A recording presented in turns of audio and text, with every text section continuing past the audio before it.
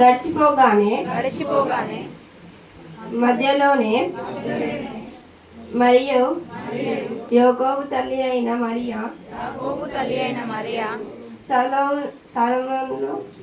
సలోములో వచ్చి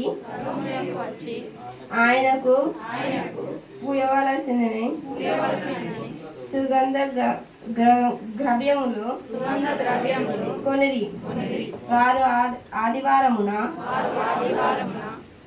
పెందల కాడ లేచి బయలుదేరి సూర్యోదయమున్నప్పుడే సమాధి యొద్దకు వచ్చుచుండగా సమాధి ద్వారము నుండి మన కొరకు ఆ రాయి యొద్ద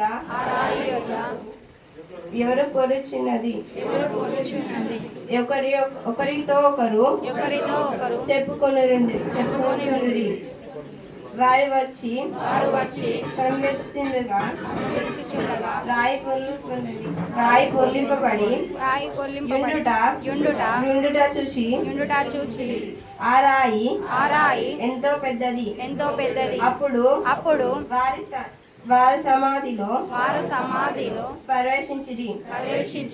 తెలివిని నిలువటని ధరించుకొని ఉన్న యొక్క పరిశుద్ధుడే